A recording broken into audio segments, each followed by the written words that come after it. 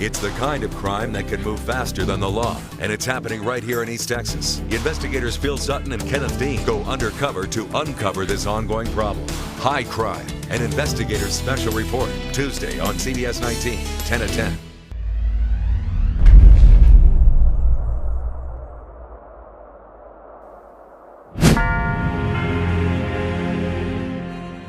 I looked down and I saw the graves of all the people in the Baldwin family, and I saw this one of this First Lieutenant Joseph Baldwin, killed in World War I on 7 August 1918.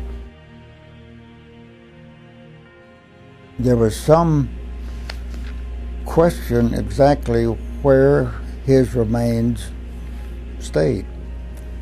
There's a couple of family notes that mentioned that he was still buried, quote, somewhere in France.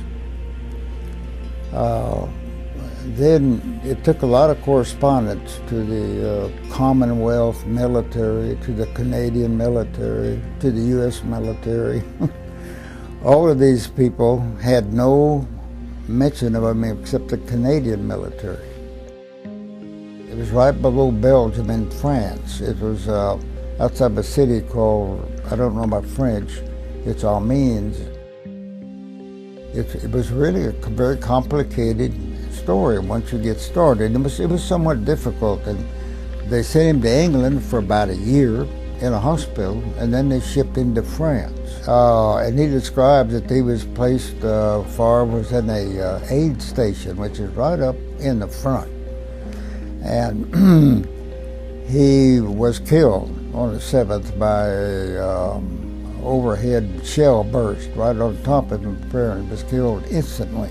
He was bringing in the wounded right out of the trenches and in the front. Now the first day of that battle, the Allies had an offense.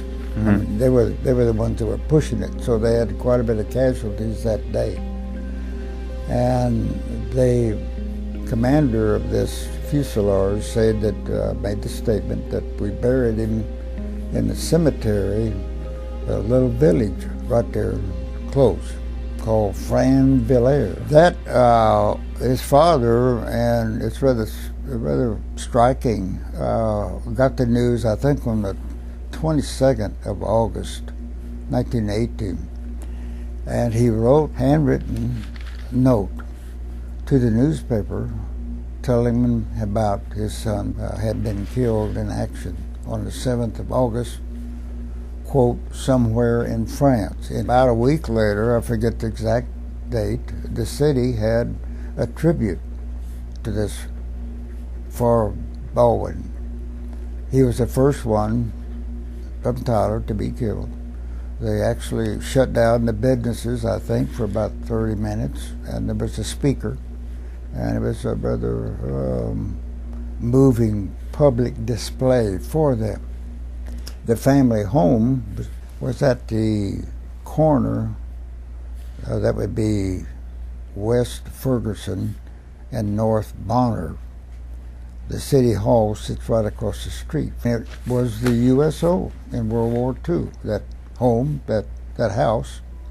So what's next? Is there going to be any sort of attempt to verify if there's somebody in that grave there? All right, that's the last little question left.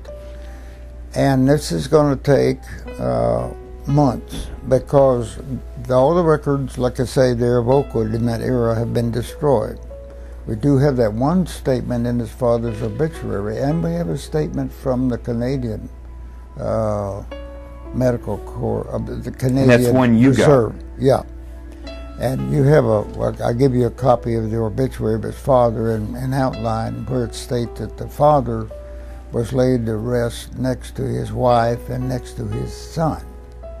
I think that's so I think he was exhumed and brought here sometime in that interval. The only way you're going to find out is to go through the newspapers day by day. Now, the Canadian military archives state that he was buried at Oakwood Cemetery in Tyler, Texas, which is rather definite. And then I was able to track down his father's obituary, which I have a copy of there for you. And it mentions that on his obituary that he's being buried at Oakwood Cemetery next to his wife. This is his father. Next to his wife and next to his son, who had been killed in World War I. So I feel fairly assured that he is here at Oakwood.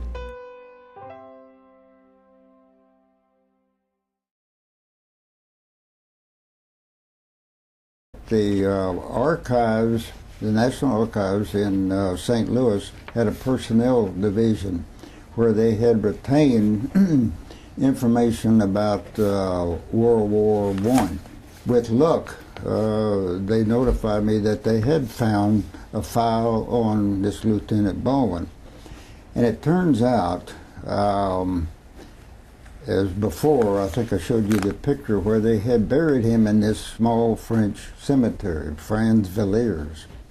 But it turned out that was a British cemetery, since he was, I'd say, was attached to a British outfit, although he was an American soldier. That the British in 1919 moved his body from that cemetery into another one. It was, I've got the name, I can hardly pronounce it. It's a Aux, V-A-U-X, Sur, S-U-R, Somme, S-O-M-M-E. That's the same area, the Somme area that he was buried in before. What they were doing, they were consolidating these smaller cemeteries, and they were picking up various bodies, and they moved them. And that was in 1919. And apparently that is where you get this concept that he was buried, quote, somewhere in France, because they apparently did not notify the family for some time after that.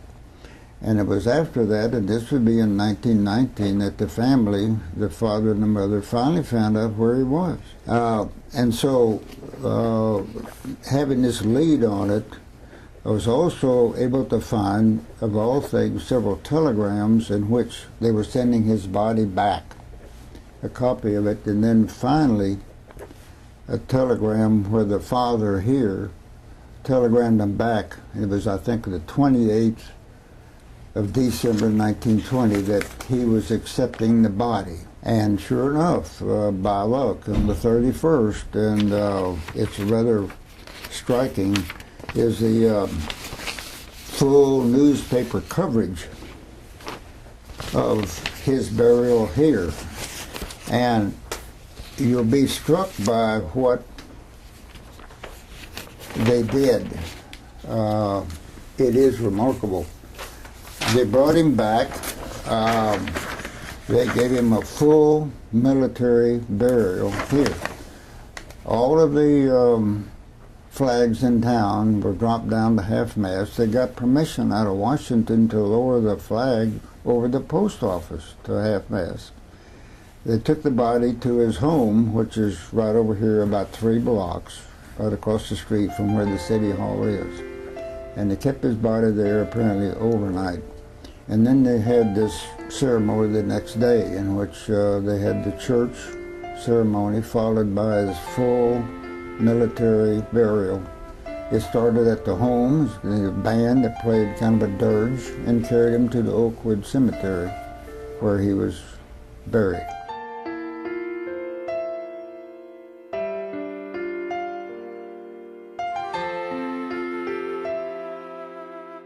I think we finally, you might say, at least in our own minds, have put him to rest. And I think, and to remember him.